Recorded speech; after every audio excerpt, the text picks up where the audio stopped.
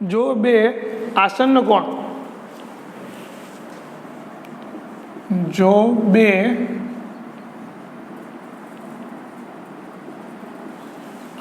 કોણ સામાન્ય ન હોય તેવા સામાન્ય ન હોય તેવા ભુજ પર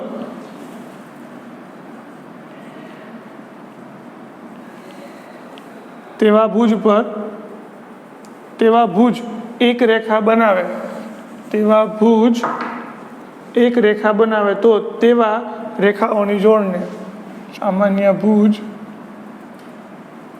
એક રેખા બનાવે તો તેવા ખૂણાઓની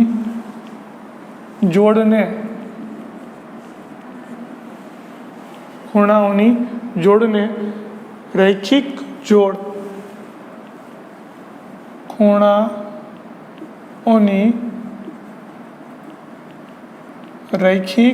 જોડ કહે છે। અને આ વ્યાખ્યા કોની છે તો કે રૈખિક જોડની, ખૂણાઓની રૈખિક જોડ। મેં ટૂંકમાં લખ્યું છે, તમારે લખવાનું ખૂણાઓની રૈખિક જોડ। શું કહે છે તો કે જો બે આસન્ન કોણ સામાન્ય ન હોય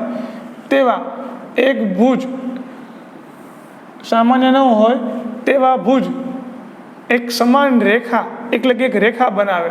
એટલે કેવી રીતનું તો કે આ એક રેખા બની ગઈ, બરાબર।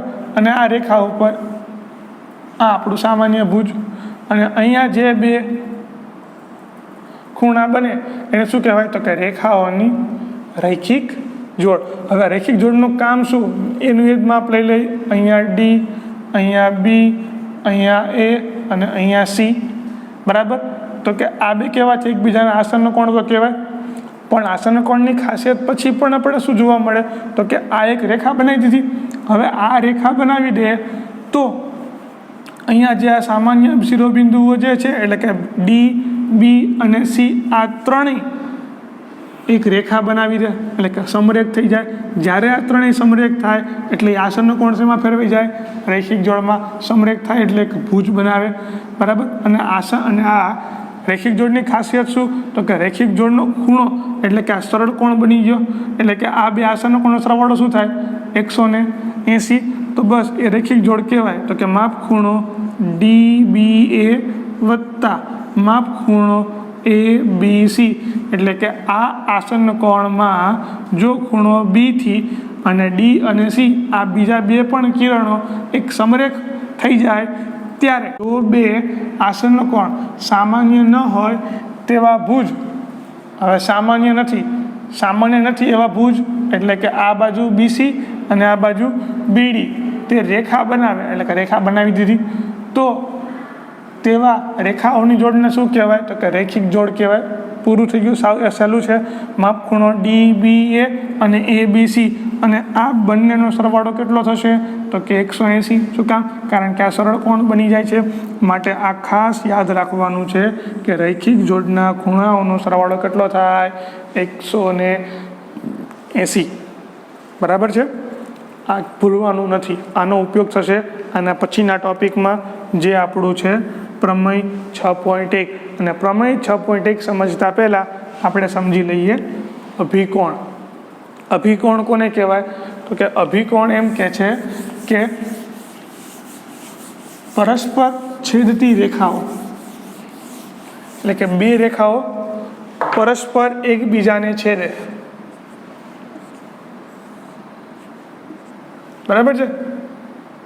અહીંયા કહી દઈએ આપણે O, અહીંયા B, અહીંયા D, અહીંયા A અને અહીંયા C એટલે કે એક રેખા AC, બીજી રેખા BD, એક રેખા AC અને બીજી રેખા BD એ બંને ક્યાં છેદે છે એકબીજાને O બિંદુમાં છેદે છે, બરાબર। અહીંયા છેદે છે।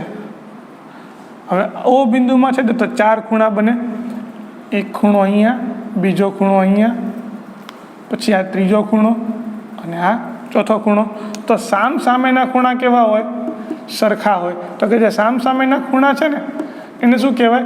એને કહેવાય અભિકોણ. શું કહેવાય એને? અભિકોણ. ખ્યાલ આવી ગયો? કયા કયા ખૂણા? તો કે માપ ખૂણો AOD. જો તો AOD ક્યાં છે? આ AOD. એની સામેનો ખૂણો કયો થાય? તો કે BOC. માપ ખૂણો BOC. અને આને શું કહેવાય? આને કહેવાય અભિકોણ. બરાબર. એના પછી બીજું જોઈએ તો કે માપ ખૂણો AOB. માપ ખૂણો AOB. એની સામેનો ખૂણો કયો થવાનો? તો કે એની સામેનો ખૂણો છે માપ ખૂણો COD. માપ ખૂણો COD. અને આને શું કહેવાશે? આને કહેવાશે અભિકોણ. ખ્યાલ આવી ગયો મિત્રો? તો આ રીતનો છે ભાગ કે આ છે અભિકોણ અને આ પણ અભિકોણ. હવે પ્રમેય શું કહે છે? તો કે પ્રમેય તમને એવું કહે છે કે પ્રમેય 6.1 કે પરસ્પર, અરે હા, આની વ્યાખ્યા લખવાની રહી ગઈ. આપણે પહેલાં વ્યાખ્યા લખી લઈએ ફટાફટ. ચલો, કે વ્યાખ્યા લખી લો ફટાફટ. કે સામાન્ય શિરોબિંદુ ધરાવતા બે ખૂણાઓના એક ખૂણાનો દરેક ભુજ બીજા ખૂણાના ભુજ સાથે મળીને રેખા બનાવતો હોય તો તેવા ખૂણાઓને અભિકોણ કહે છે. બરાબર મિત્રો? તો આ તમે વિડીયો પોઝ કરીને બીજી વાર રિવાઇઝ કરીને વ્યાખ્યા લખી લેજો. હું લખતો નથી, હું આગળનું ફટાફટ ટોપિક ભણાવી દઉં. બહુ જ સરળ છે, એકદમ સહેલું છે અને એકદમ IMP છે. બરાબર? કે પ્રમેય 6.1 એ શું કહેવા માગે છે?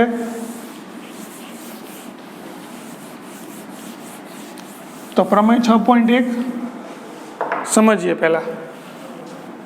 પ્રમેય 6.1 મિત્રો, કોઈ પણ પ્રમેયનું કંઈક વિધાન હોય તો આનું વિધાન એવું છે કે પરસ્પર છેદતી બે રેખાથી પરસ્પર છેદતી બે રેખાથી બનતા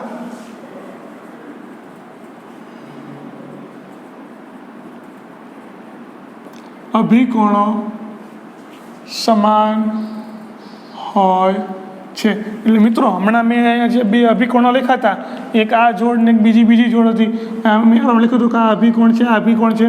તો કે આ બે જે સામસામેની જે જોડ હોય ને અભિકોણ, એ બે જોડ કેવી હોય? સમાન હોય.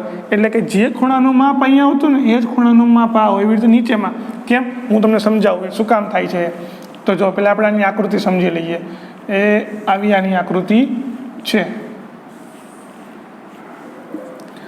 અહીંયા છે O. બરાબર? ચાલો, પછી આને આપી દઈએ નામ A, આને નામ આપી દઈએ B, આને નામ આપીએ C. તો આને નામ શું આપવું? આપવું પડશે D. બરાબર? ચાલો, તો શું કહે છે અહીંયા? તો કે સામસામેની ખૂણાઓ એટલે આ શું થઈ જાય? અભિકોણ થઈ જાય. બરાબર છે?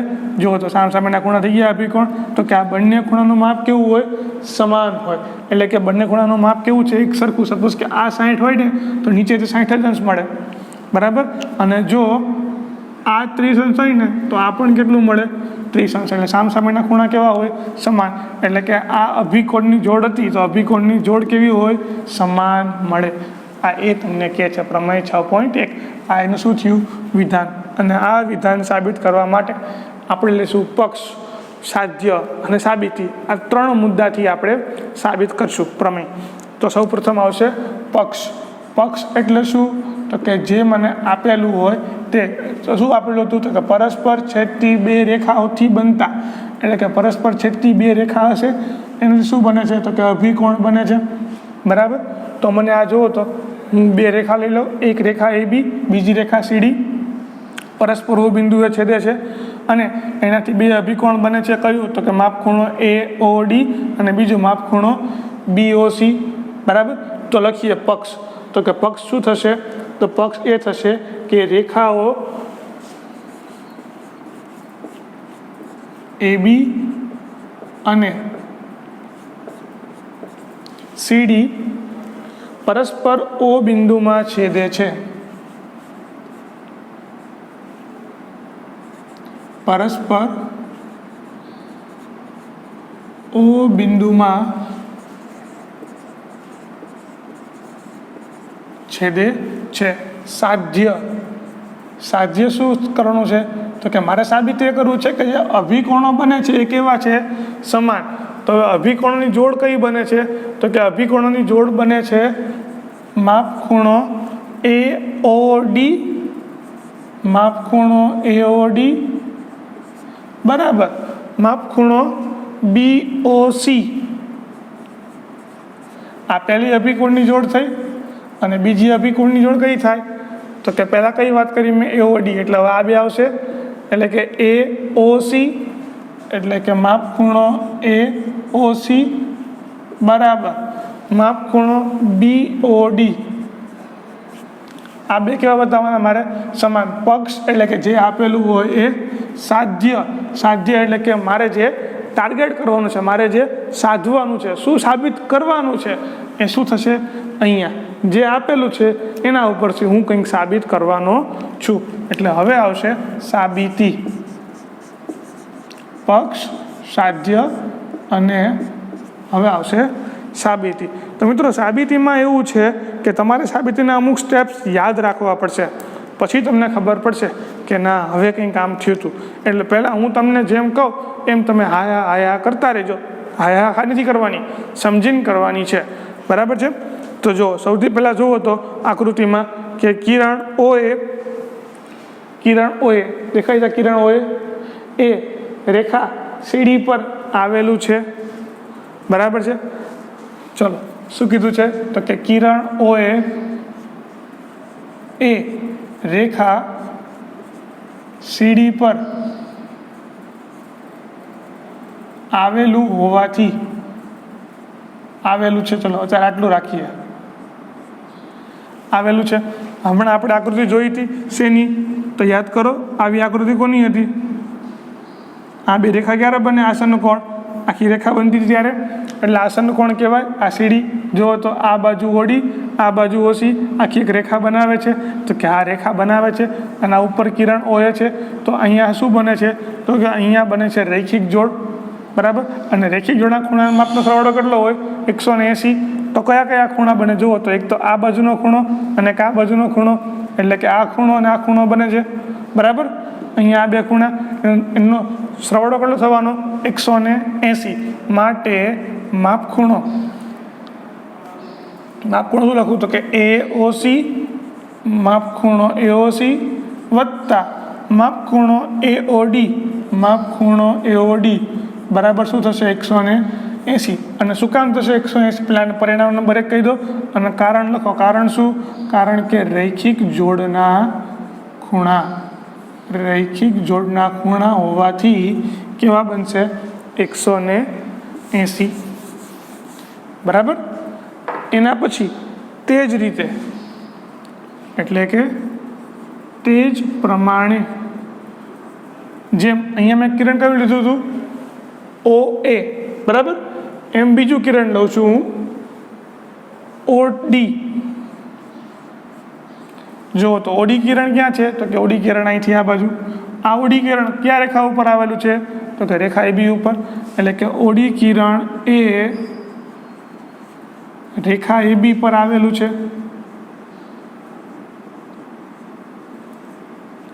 હવે રેખા AB પર આવેલું હોય તો એ બંનેનો સરવાળો થશે આવી રીતે રેખિક જોડ ઉપર જ તે. તો જુઓ તો કયું છે? તો કે કિરણ, તો કે આ OD શેના ઉપર આવેલું છે? AB ઉપર. એટલે કે એક બાજુ અહીંયા ખૂણો અને બીજી બાજુ આ ખૂણો. જો એક બાજુ આ ખૂણો અને બીજી બાજુ આ ખૂણો. આ બે ખૂણા કેવા હોય? તો કે આ બંને સરવાળો કેવો હતા? 180. તો લખી લઈએ એ બે ખૂણા કયા હતા? તો કે માપખૂણો AOD અને માપખૂણો BOD. બરાબર. એટલે કે માપખૂણો AOD વત્તા માપખૂણો BOD બરાબર કેટલા થાય? 180. અને આને શું કરીએ આપણે? પરિણામ નંબર 2. હવે જુઓ તો આ બંને સરવાળો 180 આ બંને સરવાળો કેટલો થાય 180. ધ્યાન રાખજો, જો આ બંનેનો સરવાળો 180 હોય તો પરિણામ 1 અને 2 પરથી શું કહી શકાય? તો કે આનું માપ શું હતું? 180. એટલે કે એ શું હતું? તો કે માપ ખૂણો AOC વત્તા માપ ખૂણો AOD. આનો જવાબ શું આવે? 180. અહીંયા 180 જ છે, તો કે આ બે કેવા હોય? સરખા થાય. આના બરાબર 180, એના બરાબર 180 બરાબર આ, એટલે આ બે માપ કેવા થઈ ગયા? સરખા. એટલે કે આ શું થઈ ગયું? તો કે માપ ખૂણો AOD વત્તા માપ ખૂણો BOD સરખા કહેવાય. પરિણામ 1 અને પરિણામ 2. હવે જો તમે આકૃતિ જુઓ, AOC વત્તા માપ ખૂણો AOD કઈ ગયું? AOC વત્તા માપ ખૂણો AOD.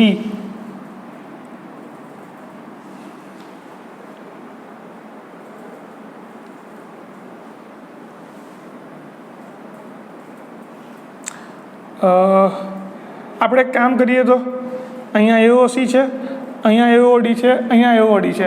તો એક કામ કરું, આ AOD માપ ખૂણાનો ઓલી બાજુ જવા દઉં તો શું થઈ જાય? માઇનસ થઈ જાય. અને માઇનસ છે તો ઉડી જાય. પ્લસ માઇનસ કઈ રીતે? તો જુઓ, તો અહીંયા પ્લસ છે અને આ બરાબરની ઓલી બાજુ તો કેવું થઈ જવાનું? માઇનસ. પ્લસ માઇનસ ઉડી જવાનું. આ AOD, આ AOD બરાબર છે. તો એક કામ કરો તો સીધું અહીં ઉડાડી દઉં તો કે આ ઉડી ગયું. તો કેટલું વધ્યું હવે? તો કે હવે વધશે માપ ખૂણો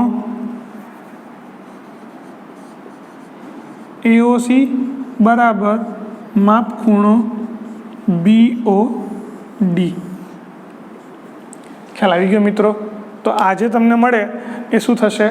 એ થશે મને માપ ખૂણો, કે આ માપ ખૂણો AOC જુઓ તો ક્યાં છે? તો કે આ AOC અને આ બધું શું છે? માપ ખૂણો BOD. તો જુઓ તો BOD. હવે આવું કેમ થયું સાહેબ? તો હવે આખું શાંતિથી સમજીએ આખું સ્ટ્રક્ચર. તો જોજો અહીંયા આપણે પહેલેથી સમજીએ શું કીધું છે. તો કે પ્રમેય 6.1 પરસ્પર છેદતી બે રેખાઓથી બનતા અભિકોણો કેવા હોય? સમાન. એટલે કે આ બે રેખા લીધી મેં કે જે પરસ્પર O બિંદુમાં છેદે છે, જ્યાંથી બે ખૂણા બને. સામસામેના ખૂણા કેવા હોય? સમાન. એ શું છે આપણી? તો કે અભિકોણની વ્યાખ્યા. હવે અભિકોણની વ્યાખ્યા એ છે કે સામસામેના ખૂણા મળે, પણ સામસામેના ખૂણા કેવા મળે? સમાન મળે. એ આપણે ક્યાં બતાવવાનું છે? તો કે અભિકોણની જોડ ઉપરથી. ચાલો હવે જોઈએ આપણે તો કે પક્ષ, સાધ્ય અને સાબિતી. પક્ષમાં શું આપેલું છે? પક્ષ એટલે કે જે સિચ્યુએશન આપેલી છે એ એક્સેપ્ટ કરી લેવાની. શું કીધું છે? કે પરસ્પર છેદતી બે રેખાઓ મારે બતાવી દેવાની. તો કે એક રેખા AB, બીજી રેખા CD છે, અને પરસ્પર ક્યાં છેદે છે? તો કે O બિંદુમાં છેદે છે. એનાથી શું બને છે? તો કે બે અભિકોણની જોડ બને છે. એ મારે કેવી બતાવવાની છે? સમાન. એટલે હંમેશા અભિકોણની જોડ કેવી હોય? સમાન. જો એ મેં સાબિત કરી દીધું. અહીંયા શું છે? તો કે અભિકોણની જોડ કઈ છે? અભિકોણની જોડ છે AOD. એટલે કે અહીંયા AOD એની સામે, એટલે કે આની સામે કઈ થાય? આની સામે થાય BOC. પછી આ વાત કરીએ તો કે AOC આની સામે કઈ થાય? તો કે આ BOD. આ બંને કેવી બતાવવાની મારે? સમાન બતાવવાની. એમાં આ સમાન બતાવવા માટે હું શું કરું છું? તો કે એક બાજુ પહેલાં કિરણ OLO, આ ખાલી તમારે યાદ રાખવું પડશે. કિરણ OA શેના ઉપર આવેલું છે? તો કે CD ઉપર આવેલું છે. જો CD ઉપર આવેલું હોય તો કે અહીંયા રેખીય જોડના ખૂણા બને. અને કારણ કે એક રેખા થઈ ગઈ CD, જો રેખા આપેલી જ છે, રેખા CD છે જ બરાબર. અને આપણે એક્સેપ્ટ પણ કરી છે રેખા CD છે, અને એની ઉપર કિરણ કોણ છે? OA. તો જો અહીંયા આસન કોણની મદદથી આ એક રેખા બની જાય છે. રેખા બને માટે આ બે રેખિક જોડના ખૂણા કહેવાય. અને રેખિક જોડના ખૂણા હોવાથી આ બેનો સરવાળો કેટલો થાય? 180. જો મેં ડોટ કરીને બતાવ્યા છે કે બે ડોટ કેવા છે? આ બેનો સરવાળો કેવો થાય છે? 180. એટલે કે માપ ખૂણો AOC અને માપ ખૂણો AOD બરાબર કેટલો થાય? 180. પછી જ્યાં એક ખૂણો, એટલે કે આ બે ખૂણામાંથી કોઈ પણ એક ખૂણો સામાન્ય આવતો હોય એવી આપણે આવીને આવી બીજું ઝુમખું લેવાનું.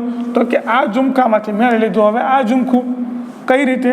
તો કે જેમ અહીંયા OA લીધું હતું એમ લઉં છું. હવે OD સામાન્ય બાજુ લઉં, એટલે OD કિરણ બતાવું અને આ AB ને રેખા કરું. તો ફરી પાછું એ રેખિક જોડ થાય કે જેમાં આ બે ખૂણા કેવા થાય છે? તો કે બંનેમાં સામાન્ય આવે છે. આ બે માટે અહીંયા અને આ બે માટે પણ અહીંયા. ખ્યાલ આવી ગયો મિત્રો? અને એ બંને બાજુ કેવું થઈ જશે? કેન્સલ થઈ જશે. ક્યાં કેન્સલ થશે પછી કહું હમણાં. જુઓ તો કે આ બંને રેખિક જોડ થયા. રેખિક જોડ કઈ તો કે AOD BOD અને બંને થોડા કેટલું થાય 180. પરિણામ 1 અને પરિણામ 2 પરથી આ બે કેવા હોય સમાન એ લખી નાખ્યા. મેં કીધું ને તમને આ કેન્સલ થાય તો જો બે બાજુ AOD ઉડી જાય સમાન છે એટલા માટે. તો બાકી શું વધ્યું અહીંયા AOC ને અહીંયા શું વધ્યું BOD. કઈ રીતે મેં કર્યું તો કે મારે આ બે સમાન બતાવવા છે એમાં વચ્ચેનો આ સામાન્ય છે એનો ઉપયોગ કર્યો બરાબર. પછી શું થાય તો કે હવે મારે આ બે સમાન બતાવવા હોય કયા બે ઉપરનું અને નીચેનું એમાં મારે કયા સામાન્યનો ઉપયોગ કરવો પડશે તો કે આ ખૂણો અહીંયા છે આ ખૂણો અહીંયા છે હું કાં સામાન્ય આને બનાવું કાં સામાન્ય આને બનાવું એટલે કે આ જે આપણે સિચ્યુએશન કરી એને ફરી પાછું આવી જ રીતે આની આ જ પ્રોસેસથી બીજું પણ તમે સાબિત કરી શકો. બીજું કઈ રીતે તો કે જુઓ મેં તો અહીંયા ખાલી માત્ર ને માત્ર આ જ સાબિત કર્યું. હજી તો આ સાબિત કરવાનું બાકી છે તો લખી શકાય તો કે તે જ પ્રમાણે માપખૂણો AOD બરાબર માપખૂણો BOC સાબિત કરાય બરાબર છે. તો કે જેમ ઉપરનું કર્યું એ જ પ્રમાણે આમ પણ નીચેનું સાબિત કરાય બરાબર. તો આ સાથે આપણે આ 6.1 જે પ્રમેય છે એ આપણે અહીંયા પૂરો કરીએ. તો મિત્રો તમારે આ 6.1 પ્રમેય જે છે એ 5 કે 6 વાર તમને જ્યાં સુધી યાદ ના રહે ત્યાં સુધી લખજો. જો તમને 3 વારમાં યાદ રહી જાય તો 3 વાર લખવાનું. પણ મિત્રો યાદ રાખો એક વાર લખી નાખ્યા પછી ચોપડી બંધ કરી દેવાની અને પછી મોઢે લખવાનું. જાતે જ તમારે તમારી મેળાએ જાતે જ તમારી ટેસ્ટ લઈ લેવાની બરાબર છે. જો તમે મોઢે લખી શકો તો પછી બીજી વાર લખવાની જરૂર છે નહીં. પણ હા એટલું કહું છું અગત્યમાં અગત્યનો આ પ્રમેય છે. ખૂબ જ અગત્યનો પ્રમેય છે બરાબર. 10મા વાળાને પણ કામ લાગશે યાદ રાખવા માટે અને 9મામાં તો આ દાખલો આ પ્રમેય પૂછાશે જ. જો મિત્રો ફાઇનલ પરીક્ષામાં હોય કે પછી પ્રથમ કસોટીમાં હોય કે દ્વિતીય કસોટીમાં હોય જો આ ચેપ્ટર લીધેલું હોય તો આ પ્રમેય અને આના સિવાયના બીજા હજી પણ 2-3 પ્રમેય છે એ તમારે પૂછાશે અને પૂછાશે જ. 1 અથવા તો 2 પ્રમેય પૂછાય જ છે. કુલ મળીને 4 કે 5 પ્રમેય છે આ ચેપ્ટરમાં. આપણે બધા પ્રમેય કરી લઈએ તો કદાચ ઓપ્શનમાં કોઈ મૂકવાનું જ નહીં કે આ કર્યો હતો આ પૂછાણો આવડો અમે કર્યો હતો એવું કંઈ સાંભળવું પડશે નહીં. બધા પ્રમેય આપણે કરી જ લેવાના. બહુ ઇઝી છે બરાબર. જેમ આપણે આ પ્રમેય સમજ્યા એવા ને એવા બાકીના બધા પ્રમેય છે. તો મિત્રો આ સાથે આપણે આમ તો જોવા જઈએ તો આ ભાગ 1 અને ભાગ 2 બંને થઈ ગયો છે. તો અને આપણે ભાગ 1 અને ભાગ 2 એવી રીતે બંને સમજી લઈશું. અને આ સાથે આપણે આ ભાગ 1 અને આ ભાગ બીજો પણ અહીંયા આપણે પૂરો કરીએ છીએ. Thank you.